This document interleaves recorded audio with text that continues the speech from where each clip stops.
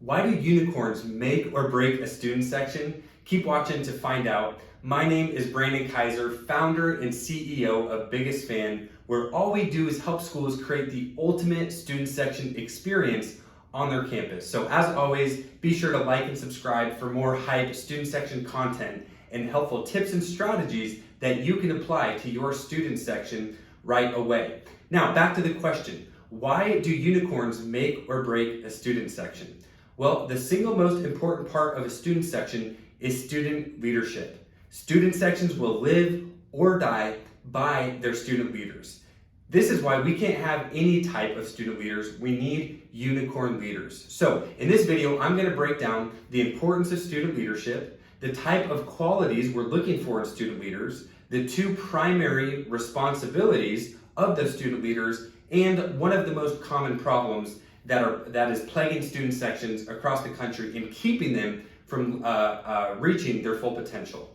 So why do student sections need student leaders? Well, student sections are made up of students, and the culture of the student section is going to be a summation of the values, goals, and practices of the student body. So this is not an administrative section, it's not a coaching section, it's a student section. And so in order to change or build a student section and influence the culture, it has to be done by fellow students, which is why you need student leaders. So if you don't have student leaders, your student section will never reach its potential. Conversely, if you have student leaders, you have the opportunity to build, grow, and scale an amazing student section. So you have to have student leaders. The second thing that I'm going to break down is what are the characteristics? What type of leaders are we looking for? What does it mean to be a unicorn leader? Well, the first is they have to be the biggest fan of your school, and they have to have that LFG mentality, and they have to be a 10 out of 10 hype every single game. People should know who they are in the gym or in the arena just based on how they act and bring in the energy, right? So they have to be that passionate, charismatic, social, outgoing, competitive, energetic spirit that people want to follow on campus. But they also have to be responsible because it is a huge opportunity and responsibility to be a student section leader on any campus. So what are the two primary responsibilities of a unicorn student section leader? Well, the first is in-game leadership. This should already come natural to them because they should already be that 10 out of 10 hype. But there's a difference between being a super fan and being a student section leader. Being a super fan, you're just there for yourself and you're just there to impact the team and go crazy. But being a student section leader, now you have to transcend that energy to other students, and you have to lead by example, and you actually have to be a servant leader and sometimes sacrifice your own experience for the improvement of your student body and their experience.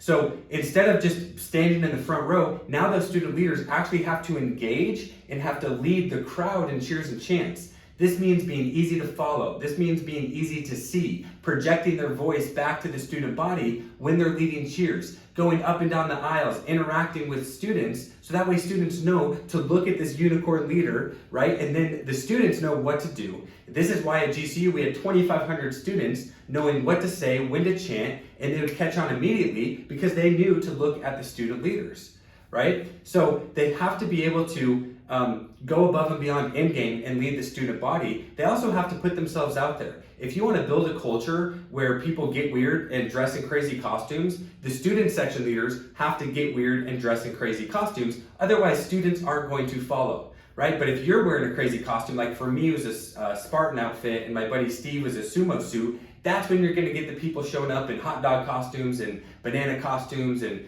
panda bear costumes, Teletubbies, you name it. It has to start with the student leaders, right? The secondary responsibility for student leaders, you have the in-game engagement, but then there's everything that goes on behind the scenes. This is why they're called unicorn leaders, because it's rare to find someone who is so hyped up and engaging at games, but can also handle the business behind the scenes. Building, growing, and scaling a student section takes tons of work behind the scenes. There's three primary systems, which is marketing, game day, and operations. These need to be worked on and executed by student leaders year-round. So you have to be able to find the leaders or be a leader that's crazy at games, but then also works on the student section behind the scenes. The best analogy that I can use as a former student section leader that built the GCU Havocs and now an entrepreneur and CEO is student sections are like mini businesses. So go be a mini entrepreneur or CEO or find those types of students on your campus, right? So we've covered why student leaders are necessary to change culture, the type of characteristics and the qualities that we're looking for in students, and then their two primary responsibilities. Now, what is the most common problem plaguing student sections across the country? Well, the first is there's no leadership at all. Most schools don't even have student leaders. The second is they might not have unicorn leaders, they might just have average leaders.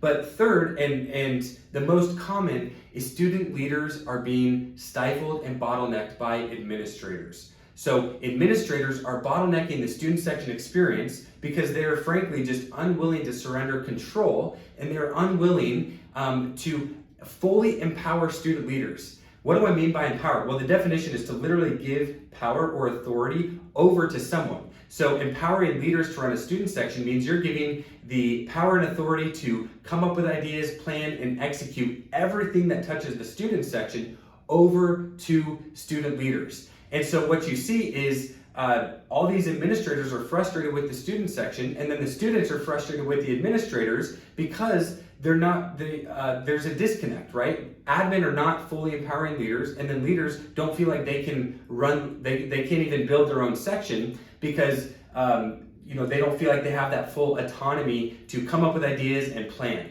And there is risk, right? There is risk with fully empowering students. They're gonna make mistakes, but that's the best part is the student leaders, right, will want to make it better because it's their own experience.